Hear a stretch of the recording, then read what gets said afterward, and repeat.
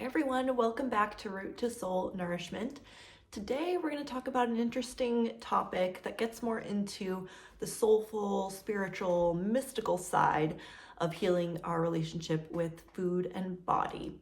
So I'm going to talk about astrology a little bit in this video, but I just want you to know you don't have to believe in astrology in order to have this hopefully be helpful for you. You can have whatever beliefs you have, whatever it is that works for you.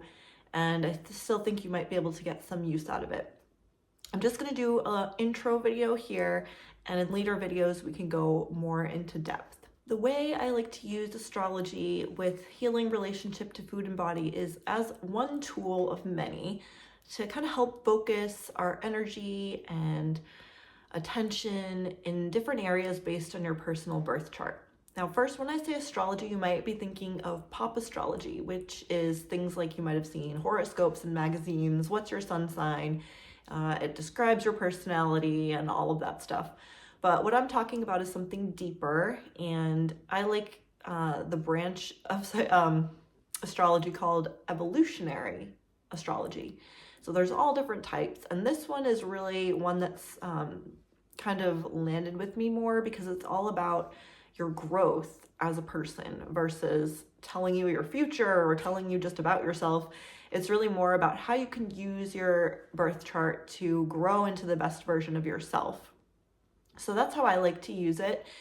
And I also really like how the planets and the signs and the houses, they're really like symbols and archetypes that we all have and we all experience. Whether you believe in astrology or not, there are some universal things we all experience, and astrology is one way to kind of make it into a story that you can use in a positive way. So when it comes specifically to food and body, there are some areas of the chart, the birth chart, that I like to look at. One of them is your moon sign. What sign it's in and where it's placed in the chart, because our moon sign is what really tells us about our emotional self, what we're comfortable with, what brings us comfort. So that's a really useful part when it comes to maybe emotional eating or comfort eating, and where you can find sources for that. Another important area I like to look at are something called the nodes of the moon, which, if you're not familiar with deeper astrology, you may not know what that is, but basically there's the north and south node of the moon, which are not actually physical planets, but points where the moon passes through. It's kind of complicated to explain, but we'll leave it at that. So the south node is where you're learning to evolve away from, because it's something your soul has been doing. It's like kind of been there, done that, and it wants to move on and grow away from that.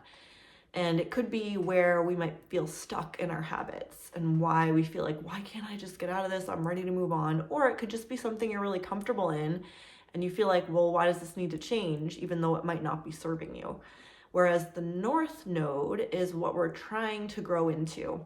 But it can feel really unfamiliar because we haven't really explored that much yet as a soul.